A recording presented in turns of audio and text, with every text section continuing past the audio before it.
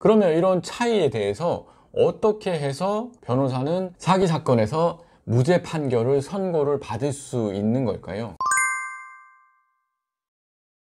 안녕하세요. 형사 전문 변호사 서범석 변호사입니다. 제가 제 소개를 하는 이 형사 전문 변호사라는 말은 대한변호사협회에서 일정한 요건을 갖춘 경우에 등록할 수 있게 해주는 여러 전문 분야 중에 하나입니다. 저는 그 여러 전문 분야 중에 형사 전문 변호사를 등록을 한 것이고, 그렇다면은 형사 사건도 많이 있는데 그 중에서 어떤 특정 사건을 많이 하는 것이 있냐, 이런 질문들을 하시는 분들도 있어요. 그래서 그런 질문들을 받을 때 제가 한 번씩 생각을 해보면, 제가 변호사 생활을 이제 7년 이상 하고, 그리고 경찰 공무원 생활을 12년 이상 했습니다. 그러면서 가장 많은 비율로 담당했던 사건을 생각을 해보면 아무래도 사기 사건인 것 같습니다. 사기죄, 고소인, 피의자, 피고인 사건들을 다루다 보면 사기죄는 다른 범죄와 다르게 정말 다양한 형태로 나타날 수 있구나, 이런 생각을 하게 되는 경우가 있어요.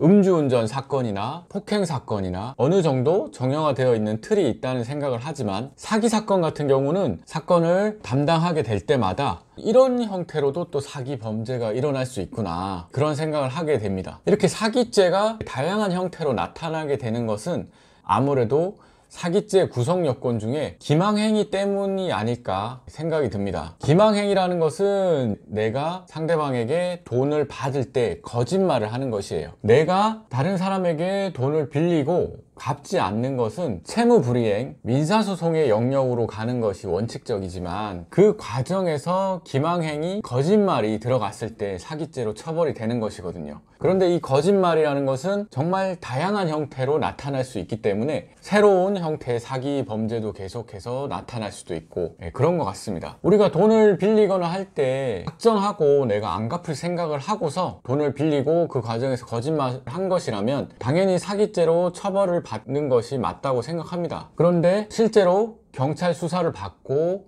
검찰에서 기소가 된, 사기죄로 기소가 된 그런 분들이 저를 찾아오셨을 때 나는 너무 억울하다, 나는 그냥 조사 한번 받고 당연히 무혐의로 끝날 줄 알았는데 왜 내가 재판을 가게 됐는지 억울하다, 이런 얘기를 하시는 분들이 종종 있습니다. 그러니까 나는 그 사람한테 거짓말 한 것도 없고 나는 그 사람한테 거짓말을 한 적이 없다, 이런 주장을 하시는 것이죠, 대부분. 그렇다면은 피의자가 기망행위를 했다고 판단을 한 경찰이나 검찰이 오판을 한 걸까요? 그 차이가 발생하는 이유는 뭐 여러 가지가 있겠지만, 아무래도 그 미필적 고의라는 개념에 대해서 바라보는 방향의 차이가 아닐까 생각해요. 미필적 고의라는 것은 어떠한 행위를 해서 어떠한 피해가 발생할 것을 어느 정도 인식하고 그것을 감수 용인하는 의사, 이렇게 표현이 되는데요. 예를 들면 내가 돈을 빌리고 정말로 나는 돈이 하나도 없어요. 나한테 내 수중에 돈이 하나도 없어요. 그래서 어차피 약속한 그때까지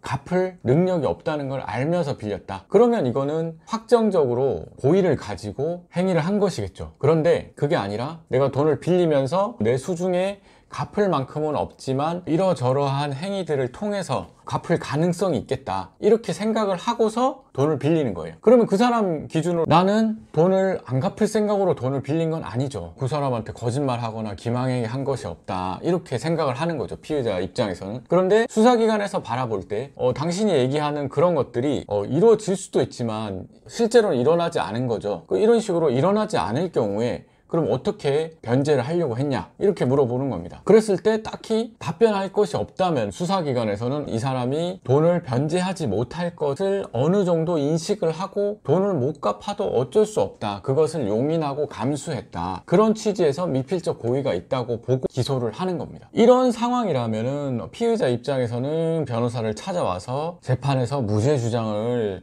하기를 원한다, 이렇게 얘기를 하는 거죠. 그러면 이런 차이에 대해서 어떻게 해서 변호사는 사기 사건에서 무죄 판결을 선고를 받을 수 있는 걸까요? 제가 변호사 생활을 하면서 점점 더 많이 가지게 되는 생각은 의뢰인의 말을 경청해야 한다는 겁니다. 의뢰인의 말을 경청해야 한다. 교과서에 그런 말들이 나와서 그런 것이 아니라 제가 실제로 변호사 생활을 하면서 경험을 하면서 느꼈던 겁니다. 무슨 말이냐 하면, 처음에 의뢰인이 저를 찾아와서 억울하다는 주장을 할 때 정리되지 않은 말들을 듣다 보면은 이분이 왜 이런 얘기를 하지 하면서 제 얘기가 먼저 나가게 되는 그런 경우들이 있었어요. 그런데 그 얘기를 듣고 나서 다시 또 시간을 가지고 곱씹어 보면은 아, 이분이 이런 취지에서 그런 말씀을 하신 거구나 하면서 다시 한번 자료를 들여다보게 되는 거죠. 그러다 보면은 그분이 정리되지 않은 상태에서 해줬던 그 말이 무죄 판결을 받게 되는데 결정적인 실마리가 되는 경우들이 있더라고요. 이런 것들은 아무래도 그 사건을 의뢰해 주시는 의뢰인들은 변호사들보다는 정리해서 논리적으로 얘기를 하는 경험이 더 적었기 때문이 아닐까 그런 생각이 듭니다. 그래서 결국에는 사기 사건을 포함한 형사 사건에서 무죄를 받는데 가장 중요한 것은 의뢰인이 하고 싶은 얘기를 끝까지 들어주는, 경청하는 변호사의 태도가 아닐까 생각을 합니다. 여기서 하나 더 말씀을 드리자면은 형사사건이 재판에 붙여지면은 증거 기록을 받아볼 수 있어요. 수사 단계에서는 힘들 수 있습니다. 형사사건이 기소가 돼서 재판으로 넘어가면은 검찰 증거 기록을 받아볼 수 있어요. 그래서 의뢰인의 정리되지 않은 말을 논리적으로 법리적으로 잘 정리를 하는 것이 1번이고, 두 번째는 그 내용을 바탕으로 증거 기록을 최대한 꼼꼼히 보는 것입니다. 증거 기록을 꼼꼼히 보다 보면은 어느 순간 발견할 수 있는 사건 해결의 실마리가 있는 경우가 있거든요. 수사기관에서 처리하는 것도 사람이 하는 일이다 보니까 모순점이 있을 수 있고, 그리고 기록과 기록 사이에 빠뜨린 부분도 있을 수 있습니다. 이런 부분을 발견하는 것이 변호사로서 무죄 주장하는 재판을 준비하는데 꼭 필요한 것이 아닐까 생각합니다. 그리고 마지막으로, 그러면 의뢰인이 억울해하는 사건이면은 모든 사건을 다 무죄 주장하는 것이 나은가, 이런 질문을 하시는 분들도 간혹 있어요. 저는 사기 사건을 포함해서 형사 사건 억울해하시는 분들이 상담이 오면은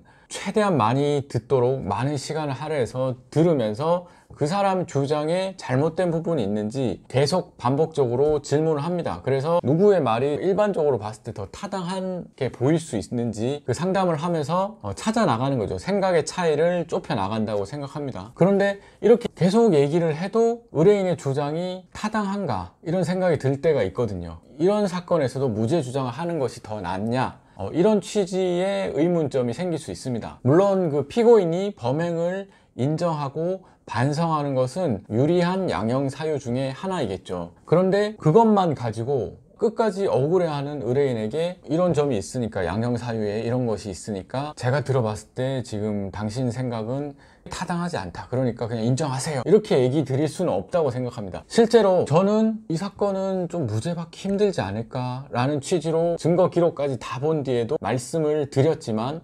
의뢰인께서는 그래도 나는 억울하다, 나는 무죄 주장을 꼭 하고 싶다 재판에서, 그렇게 해서 사건을 진행을 했는데 무죄 주장 취지로 증인신문 과정에서 증인의 증언에서 해결의 실마리가 나와서 무죄를 선고받은 그런 사건도 있었습니다. 정리를 하자면 자신의 거짓말로 인해서 상대방이 피해를 입은 그런 사건이라면 혐의를 인정하고 피해자에게 피해 회복을 하기 위해서 노력하는 것이 더 낫다고 생각은 합니다. 하지만 내가 민사적인 책임을 지는 것은 변론으로 하고 형사적인 처벌까지 받는 것은 너무 억울하다, 이런 생각이 드는 사건이라면 변호사와 상담을 해서 제가 오늘 말씀드렸던 충분한 상담을 하고, 그리고 증거 기록도 꼼꼼히 보고, 그리고 증인신문 과정에서 또 실마리를 찾을 수도 있고, 이런 가능성이 있기 때문에 포기하지 말고 끝까지 무죄 주장을 하는 쪽을 택하는 것이 나을 수도 있습니다.